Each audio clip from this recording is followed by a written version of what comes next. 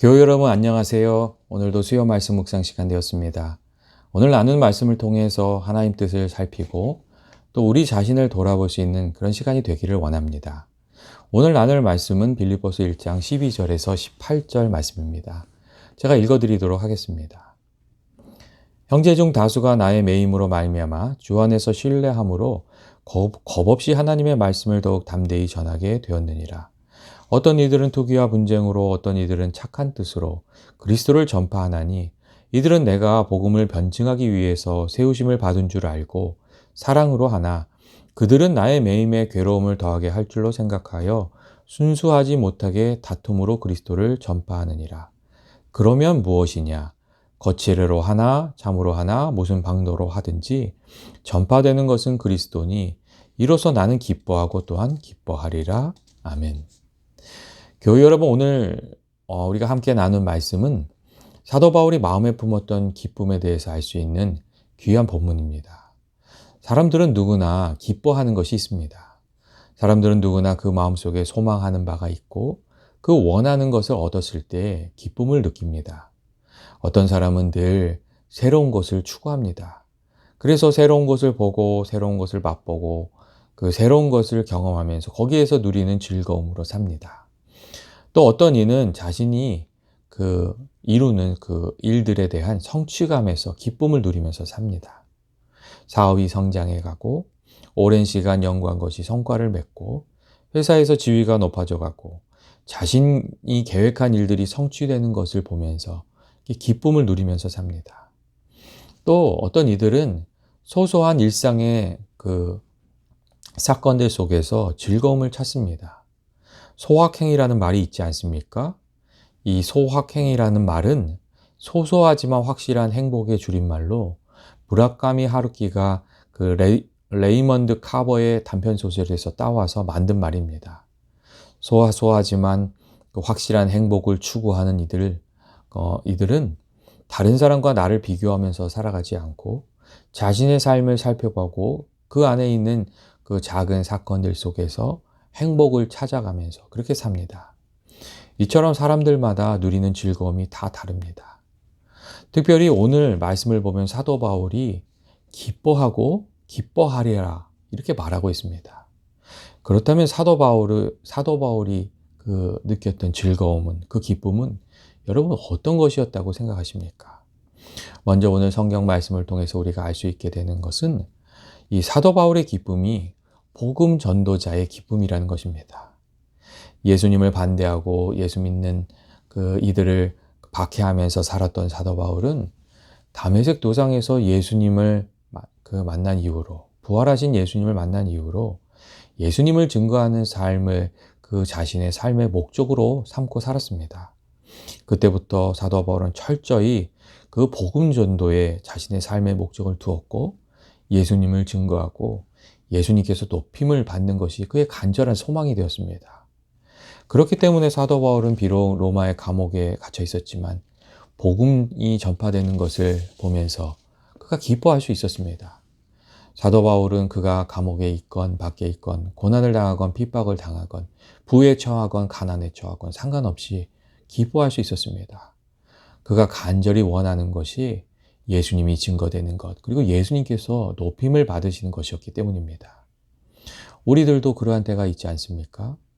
이 부모된 이들이 이 자녀가 잘 되는 것을 보고 기뻐합니다. 자녀가 잘 되기만 하면 나 하나는 어떻게 되든 상관이 없다는 마음으로 많은 부모들이 살아갑니다. 내가 좀 절제하고 모아서 자녀들이 원하는 것을 할 수 있다면 그것이 기쁨이 됩니다. 제가 예전에 아는 집사님도 그렇게 사셨습니다. 거의 똑같은 옷을 몇 년 동안 입으면서 사셨습니다. 그러면서도 자녀들을 교육시킬 수 있고 또 그들이 잘 자라는 것을 보면서 늘 자랑스러워 하시고 또 기뻐하셨습니다. 사실 그분이 사시는 형편이 좋지 않고 고생도 많이 하셨는데 그럼에도 이 자녀들을 위해서 수고하는 그 기쁨으로 그렇게 하루하루를 사셨습니다. 사도 바울도 그런 기쁨을 마음에 품고 있었습니다. 사실 사도 바울을 힘들게 하는 또 일들, 사람들, 그런 것들이 많았습니다. 하지만 사도 바울은 자신을 구원해 주신 예수님이 전해지고 예수님이 높임을 받으시는 것을 그의 기쁨으로 알고 살았습니다. 그래서 자신이 어떠한 처지에 있든지 어떤 일을 당하든지 예수님만 증거되면 좋다고 그는 그렇게 생각하고 있었던 겁니다. 여러분, 우리들도 예수님에 대한 사랑이 조금씩 깊어지면 그런 마음이 들 때가 있지 않습니까? 내가 좀 손해를 보아도 예수님께 영광이 되면 그것이 기쁨이 되고 자랑이 되고, 또 예수님 증거되고 전파될 수 있다면 내가 좀 어려운 일을 당해도 그것이 기쁨이 됩니다. 이 선교지에 가서 누리는 기쁨이 그런 기쁨 아닙니까? 사실 선교지에 가면 편한 것도 없고 좋은 것도 별로 없습니다. 좋은 음식도 없고 그냥 고생만 직사게 하고 오는 겁니다. 하지만 갔다 오면 기쁨이 있습니다.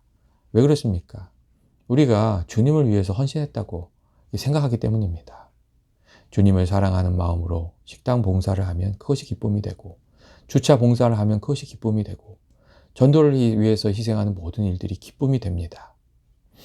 예전에 집사님이 한 분 계셨는데 그분에게 꼭 전도하고 싶은 분이 있으셨다고 합니다. 친한 자매 같은 분이셨는데 이상하게도 다른 것은 부탁하면 다 흔쾌히 그렇게 해주겠다고 이렇게 말씀하시는 분이신데, 교회 가자고만 하면 이런저런 핑계를 대면서 거절하시는 분이셨다고 합니다. 그래서 정말 오랜 시간 밥도 사주고 교제도 하고 건면도 하고 기도도 하고 그렇게 했는데 꿈쩍도 안 하셨대요. 그런데 어느 날인가 교회에서 이렇게 봉사했던 얘기를 이렇게 쭉 나누시면서 교회가 참 자기한테는 기쁨이 된다고, 교회 생활이 참 즐거움이 된다고 그렇게 얘기했는데, 그분이 문득 그런 얘기를 하시더래요. 언니, 나도 교회 한번 나가볼까? 그렇게 얘기를 하시더래요. 그래서 그때부터 그분 교회 이왕 말씀하셨으니까 교회 나오게 하려고 또 애를 많이 쓰셨대요. 그래서 그분이 교회에 나오시게 됐고, 또 초원 같은 모임에도 참여하시게 됐고, 나중에는 성경 공부도 하시고 세례도 받게 되셨다고 합니다. 세례 받으시는 날 얼마나 그것이 기뻤던지 정말 눈물이 다 막 났다고, 자기가 세례 받을 때는 울지도 않았는데 다른 사람 세례 받을 때는 그렇게 눈물이 났다고, 그렇게 기뻤다고 이야기하시는 것을 제가 들은 적이 있습니다. 교회 여러분, 정말 그렇습니다. 우리가 주님께 쓰임을 받고 우리를 통해서 한 영혼이 구원받는 것을 바라보는 기쁨, 그것은 정말 어떻게 표현할 수 없는 귀한 기쁨입니다. 그것이 우리들에게 큰 기쁨과 자랑이 됩니다. 사도 바울에게도 그런 기쁨이 있었습니다. 한 영혼이 구원받는 것을 보는 기쁨, 예수님이 증거되는 것을 기뻐하는 기쁨, 그런 기쁨이 있었습니다.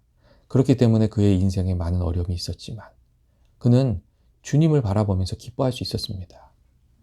둘째로 사도 바울에게는 믿음의 사람들이 세워지는 것을 보는 그 기쁨이 있었습니다. 사도 바울이 늘 기도했던 것이 여러분 무엇입니까? 복음을 받은 이들이 하나님의 사람답게 세워지는 것. 그게 사도 바울의 기도의 제목이었습니다.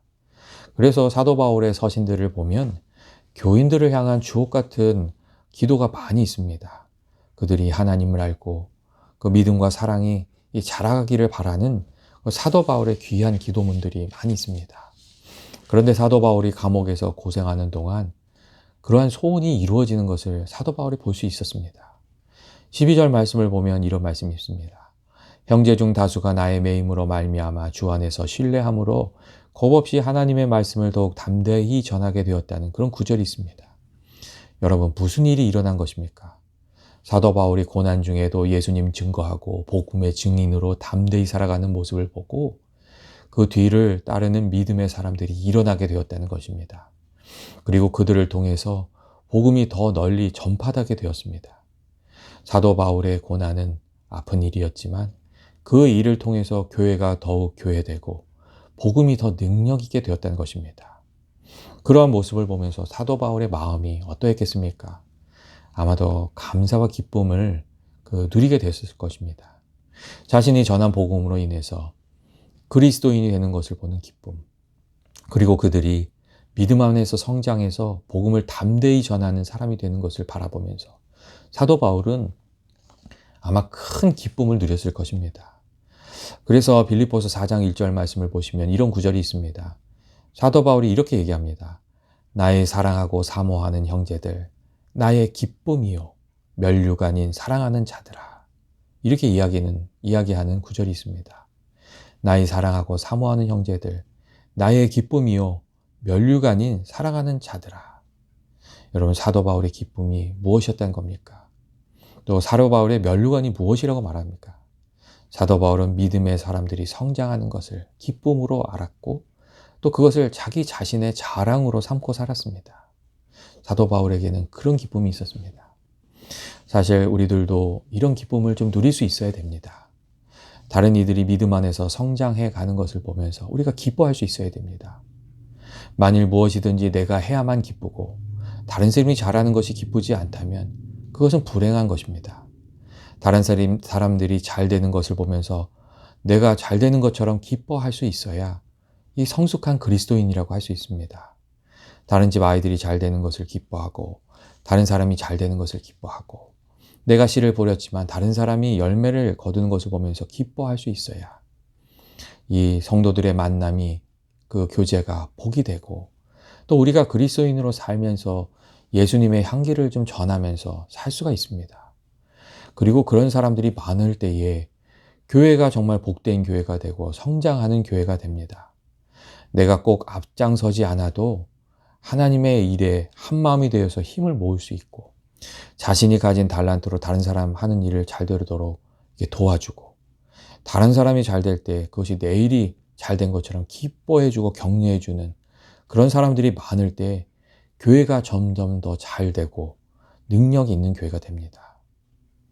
이 작은 일에도 다른 사람의 일에 함께 다 같이 기뻐해 주는 것, 그게 정말 중요합니다. 보통 교회 식구들이 고난은 잘 나눕니다. 고난이 있을 때 같이 울어주는 일, 격려하는 일, 그런 일들은 참 잘합니다. 그런데 이상하게도 기쁨은 잘 나누질 못합니다. 누군가 박수를 받을 때 같이 박수 쳐주는 일, 누군가 무슨 선한 일을 했을 때 그것을 정말 칭찬해주고 격려해주고 그것에 힘을 더해주는 일, 그런 일을 잘 못해줍니다. 그런데 다 같이 누군가에게 박수 쳐줄 수 있을 때 교회가 정말 힘을 가지게 됩니다. 새신자가 오면 내가 전도하지 않았지만 막 기뻐해주고 누가 선한 일을 해서 칭찬을 받으면 다 이렇게 박수 쳐주고 그런 교회가 될 때 교회가 힘을 가지게 됩니다. 누가 좀 좋은 일을 했더니 아이고 웬일이야? 그거 며칠이나 하겠어? 그렇게 얘기하는 것이 아니라 정말 기뻐해주고 격려해줄 수 있을 때 그때 교회가 점점 더 주님을 닮아가게 되고 그 교회에 힘이 있게 됩니다. 우리가 좀 세례 요한을 닮을 필요가 있습니다. 예수님께서 세례 받으시고 복음을 전하시자 세례 요한을 따르던 사람들이 세례 요한에게 달려가서 사람들이 다 예수님께로 간다고 그렇게 불평을 막 쏟아 놓았습니다. 그러자 세례 요한이 이렇게 말했습니다. 신부를 취하는 자는 신랑이나 서서 신랑의 음성을 듣는 친구가 크게 기뻐하나니 나는 이러한 기쁨에 충만하였노라. 그는 흥하여야 하겠고 나는 쇠하여야 하리라. 그렇게 말했습니다. 세례 요한이 말했던 이러한 기쁨은 어떤 기쁨입니까? 하나님의 뜻이 이루어지는 것을 바라보며 즐거워하는 기쁨. 나는 좀 낮아지지만 내 뜻은 좀 꺾였지만 하나님의 뜻이 이루어지는 것을 바라보면서 기뻐하는 기쁨. 그게 세례 요한이 말했던 기쁨이었습니다. 그리고 세례 요한에게 그러한 마음이 있었기 때문에 세례 요한은 사람들이 어떻게 말하든 간에 질투와 시기라는 시험에 빠지지 않고 자기가 해야 될 일을 감당할 수 있었고 또 기뻐할 수도 있었습니다. 사실 우리들도 이 세례 요한과 같은 마음으로 살 수 있도록 지금 기도할 필요가 있습니다. 하나님의 뜻이 이루어지는 것을 기뻐하면서 살아갈 수 있도록 주여 도와주옵소서. 우리가 인간적인 마음으로 시기나 질투로 살아가는 것이 아니라 꼭 내 뜻이 이루어져야만 기뻐하는 것, 그런 마음으로 살아가는 것이 아니라 주의 뜻이 이루어지는 것을 기뻐하면서 살아가게 해주옵소서. 우리가 좀 그렇게 기도할 필요가 있습니다. 셋째로 사도 바울의 기쁨은 하나님의 섭리를 생각하고 깨달으면서 누리는 기쁨입니다. 우리가 하나님의 뜻을 따르다 보면 하나님이 하시는 일이 정말 참으로 놀랍다는 것을 고백하게 됩니다. 아마 사도 바울도 그랬을 겁니다. 그가 감옥에 있음으로 인해서 일어나는 일들을 살피면서 사도 바울은 놀랄 수밖에 없었을 겁니다. 지난 시간에 우리가 함께 나누었지만 사도 바울의 감옥에 갇히고 그가 고난을 당하는 그 일들을 통해서 그 복음이 더 빠르게 전파되고 더 능력 있게 나타나고 더 큰 열매가 맺혀지고 있었다는 것을 우리가 살펴보지 않았습니까? 사도 바울도 그것을 보고 있었을 겁니다. 우리가 만일 믿음 생활하면서 늘 조급한 마음으로 살면 주님 원하신 열매를 거두지도 못하고 기뻐하며 살 수도 없습니다. 내가 뿌린 씨앗이 속히 열매를 맺기를 바라고 내 고난의 열매가 희생의 열매가 당장 거두어지기를 바라는 그런 조급한 마음으로 가지고 살면 우리가 기뻐하면서 살 수가 없습니다. 또 너무 내 방법만 고집해도 안 됩니다. 주님이 생각하시는 길이 있고 방법이 늘 있기 때문입니다. 내가 내 방법만 고집하면 그것이 꺾일 때 기뻐할 수 없습니다. 그런데 하나님께서 주시는 더 귀한 방법이 있음을 믿으면 그 안에서 우리가 마음의 평강을 지키고 또 기뻐할 수 있습니다. 말씀대로 살아보면 하나님의 방법이 언제나 내가 생각하는 방법보다 훨씬 낫다는 것을 알게 됩니다. 하나님의 지혜와 하나님의 방법, 그 하나님의 길이 우리에게 더 훨씬 복된 길입니다. 때로는 그 가운데 고난이 있고 역경이 있지만 하나님의 말씀대로 살아가다 보면 그 길이 복된 길이라는 것을 우리가 확실히 알게 됩니다. 그리고 그때에는 기뻐하며 감사할 수 있게 되는 것입니다. 하나님께서는 고난을 통해서도 일하시고 또 역경을 통해서도 일하시고 때로는 우리가 싫어하는 그 원수를 통해서도 일하십니다. 하나님의 뜻은 하나님의 사람들뿐만 아니라 세상의 모든 사람들을 통해서 이루어집니다. 물론 악한 사람들을 통해서 하나님의 선한 일이 이루어졌다고 해서 그 악한 사람들이 하나님께 상을 받는 것은 아닙니다. 그들의 불순한 동기와 행동은 하나님의 심판을 받을 겁니다. 하지만 우리가 큰 그림을 보면 하나님께서는 선도 악도 사용하셔서 하나님의 크고 놀라우심을 드러내시고 또 하나님의 귀한 뜻을 이루어 가십니다. 오늘의 말씀의 상황에도 그러한 점들이 있습니다. 사도 바울이 감옥에 갇히자 질투하는 마음으로 경쟁하는 마음으로 복음을 전했던 이들이 있었습니다. 사도 바울이 감옥에 갇혔음에도 그 로마의 지도층에 은근히 사도 바울에 대한 좋은 소문이 퍼지게 되고 또 예수 믿는 이들 중에 복음을 위해서 헌신한 사도 바울에 대한 칭찬과 지지가 이렇게 높아지자 그것을 질투하는 이들이 있었습니다. 15절에 나오는 이들이 그런 이들이었습니다. 성경을 보면 그들이 투기와 분쟁으로 예수님을 전했다고 말합니다. 경쟁 심리로 능력 있게 사도 바울이 복음을 전하니까 그것에 대한 경쟁 심리로 사도 바울이 감옥에 갇혔을 때 우리도 좀 해보자 그렇게 나선 겁니다. 그리고 17절을 보면 이들은 사도 바울의 매임에 괴로움을 더하게 할 줄로 생각하고 순수하지 못하게 다툼으로 예수님을 증거했다고 그렇게 말하고 있습니다. 그런데 사도 바울이 자신을 아프게 하려는 이들 때문에 마음을 아파하지 않았습니다. 오히려 무슨 방도로 하든지 전파되는 것은 그리스도니 나는 기뻐하고 기뻐할 것이라고 그렇게 말했습니다. 사도 바울이 어떻게 이렇게 말할 수 있습니까? 하나님이 일하시는 그 경륜을 보고 섭리를 보고 큰 그림을 보고 있었기 때문입니다. 사도 바울은 혹시 이렇게 생각했을지도 모르겠습니다. 하나님께서 내가 혼자 뛰는 것보다 더 귀한 방법을 발견하셨구나. 나를 감옥에 매이게 함으로 많은 사람들이 일어나서 때로는 좋은 뜻으로 때로는 좀 나쁜 뜻으로 하지만 그 하나님의 그 예수 그리스도를 증거하게 하셨구나. 하나님께서 나를 가두심으로 더 많은 이들이 일하게 하시고 더 큰 열매를 거두게 하시는구나. 사도 바울이 하나님의 그 경륜과 그 섭리를 보면서 하나님의 놀라운 방법을 보면서 아마 기뻐하고 있었을 겁니다. 그리고 사도 바울은 그 모든 과정을 통해서 그 고난을 통해서 작아지고 있는 것 같았지만 그 생각이나 마음이나 그 영성이 더 깊어지고 커지고 있었습니다. 우리들도 우리들의 삶의 자리에서 하나님의 뜻을 위해서 살아가다 보면 사도 바울과 같은 기쁨을 누리게 됩니다. 때때로 그 과정 가운데 어려움도 있고 아픔도 있고 고난도 있습니다.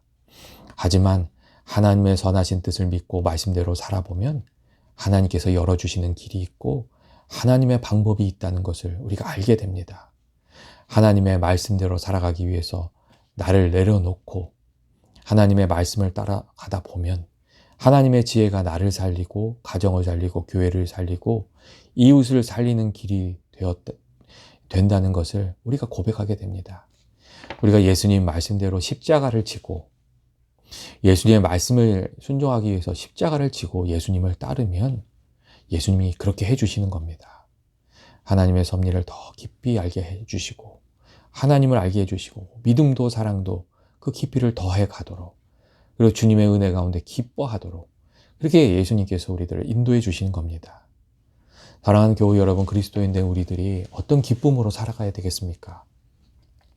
언젠가 썩어져 버릴 세상의 기쁨으로 살아간다면 언젠가 그것이 허무한 것이라는 것을 우리가 알게 될 겁니다. 반면에 우리가 인생을 예수님을 사랑하는 일에 걸고 예수님 전하는 일, 그리고 예수님 사랑을 나누는 일, 주님 말씀대로 살아가는 일에 걸면 주님께서 주시는 은혜 가운데 살게 되고 주님께서 주시는 기쁨과 평강이 넘치는 인생을 살게 될 것입니다. 그리고 그 길을 걸어가다 보면 주님께서 거두게 하시는 풍성한 열매를 우리가 거두게 될 것입니다.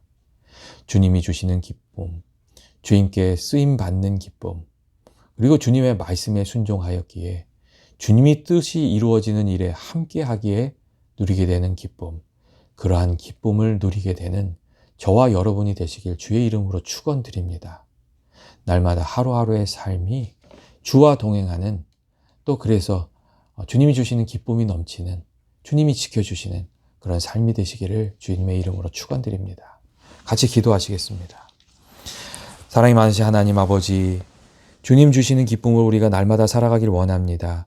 주님 뜻 안에서 살게 하시고 영혼을 구원하는 기쁨도 알게 하시고 주님의 선하신 역사와 섭리 안에서 기뻐하는 저희들 되게 하여 주옵소서. 예수님의 이름으로 기도합니다. 아멘.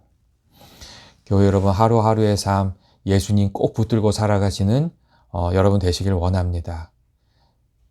우리에게 여러 가지 어려움이 있지만 우리가 주님 꼭 붙들고 살아가면 주님께서 좋은 열매를 거둘 수 있도록 그렇게 인도해 주실 것입니다.